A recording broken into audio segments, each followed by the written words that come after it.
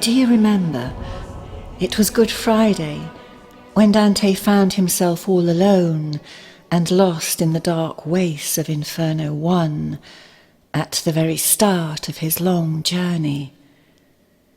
Several days and nights have now passed, and it is now Wednesday morning, 10 a.m. to be precise, and our poets are just arriving at the 6th and penultimate terrace of the Purgatorial Mountain.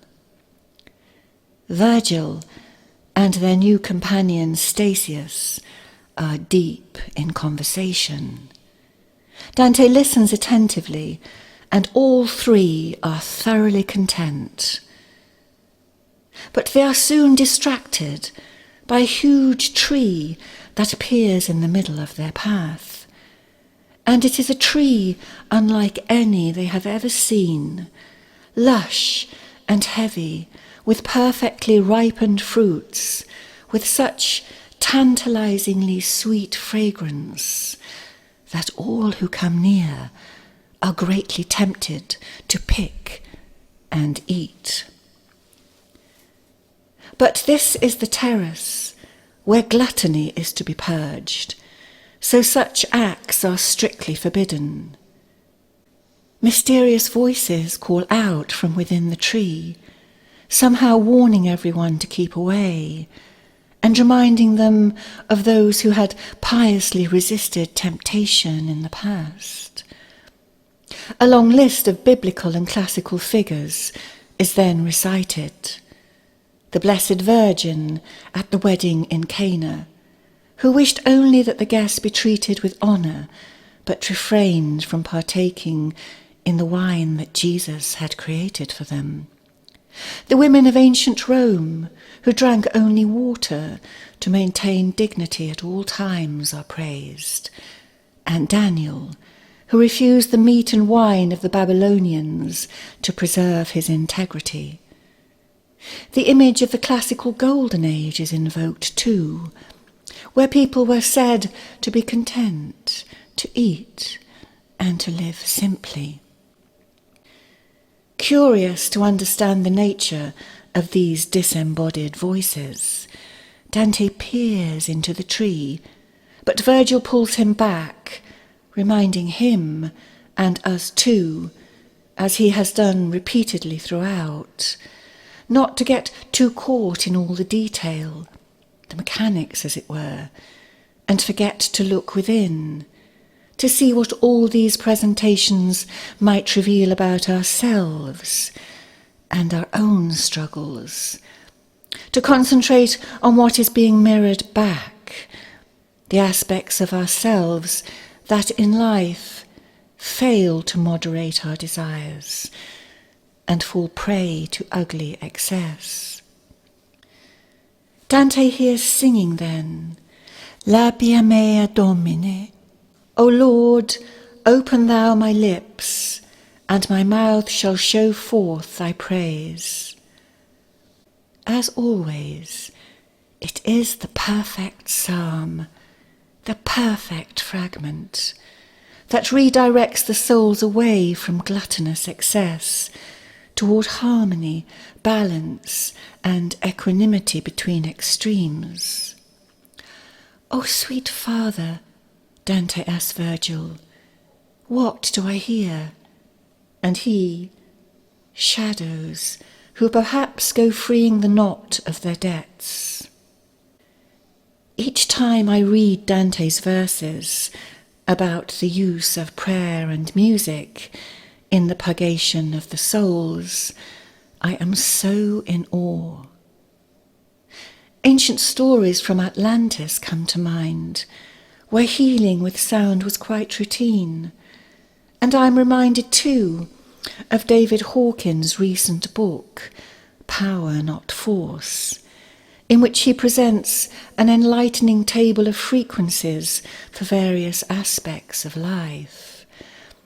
A single prayer, he explains, has a vibration between 120 and 350 hertz, compared to that of fear, which has a staggeringly low frequency of just 0.2 to 2.2 hertz. Dante's intuitive knowledge of such things is astounding.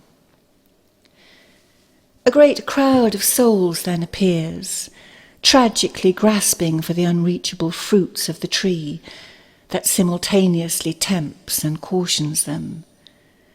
And they are gaunt and emaciated, revealing in death, it seems, the true state of their being. However much they had consumed in life, however excessively they had gorged themselves, they were starving inside, cut off by their appetites from the true nourishment of the soul. Even in the midst of great abundance, there are some of us who cannot quite take life in, suggests Mark Vernon in his book Dante's Divine Comedy, A Guide to the Spiritual Journey. Whatever you give such folk, he explains, it is never enough, and they are never satiated, never satisfied, often falling into the oblivion of addiction in a tragic attempt to fill the void within. In the Buddhist tradition, he says, such souls are called the hungry ghosts, and certainly this is how Dante depicts them, with their shrunken, hollow faces, so clearly mirroring the emptiness of their former lives. How unlike such souls are from the ones cited above, the ones who knew how to live, how to eat and drink moderately, without excess. All souls, as we know, will eventually proceed from this place. Their salvation is assured, Dante tells us, but not before they have attained balance and equilibrium in such matters. Now, this notion of the mean, the point of equilibrium between extremes, is an Aristotelian idea. Here, and throughout much of the Purgatorio, beautifully merged with the traditional medieval doctrine of the 7 sins and virtues.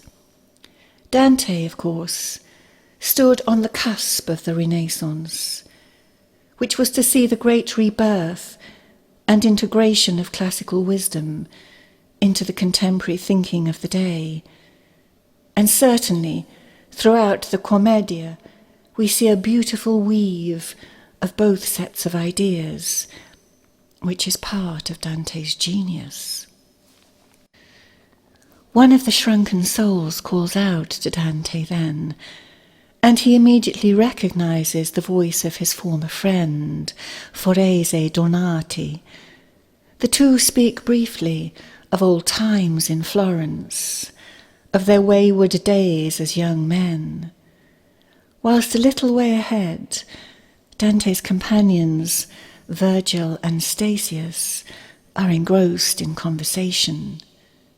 The deep bond they clearly share stands in stark contrast to the cordial but essentially vacuous relationship Dante had had with Forese as a young man. And he wonders how it could be that Forese has progressed so far up the mountain. Turns out that Nella, his devoted wife, has prayed for him continually since his death, even though Forese himself had never been faithful. Make of it what you will. Another soul, Bonaguinta da Luca, a 12th century lyrical poet, then speaks. He compliments Dante on the sweet new style of poetry, a dolce stil novo, attributed in part to Dante, that we have touched upon earlier, the style that attempted to bring the intellect to bear upon the excesses of the heart. Courtesy of Dante, Bonaguinta tells his friend he has come to understand much, that had eluded him before. Aware of time passing, the poets hasten on. They encounter a second tree and a second voice, this time calling out examples of excess. First, a story about the drunken centaurs who stole away a bride at her wedding, causing much distress, and the biblical tale explaining how Gideon had once selected men to work for him, based on the way each drank from the stream after having gone without water for many hours. Most dipped down their heads and lapped like thirsty dogs, whilst others, the ones he chose, cupped the water in their hands and drank with moderation. The poets move on as they must. 1,000 steps or more took us forward, Dante then explains, each poet reflecting in silence, until way ahead their thoughts were interrupted. What do you journey, considering so deeply, you solitary three? A voice said suddenly, and they turned and saw a great radiant angel, guardian of the terrace, without whose gift of grace no one can proceed. Remember at the start of the Purgatorio, we outlined Dante's template for each of the terraces, the whips and bridles, the atonements, beatitudes, and final appearances of angels. It's easy to see it as just a literary device, a crude template even, and forget that it embodies so many deep truths of the universal spiritual quest, and nowhere more arrestingly than in the appearance of the purgatorial angels. For here, as in life's journey, such agents of grace appear only when one has reached a transitional moment, when one's soul is ready to move on in some way. Only then do they appear, as if from nowhere, like Giotto's famous angels, depicted morphing into form from the incorporeal exactly when the moment comes.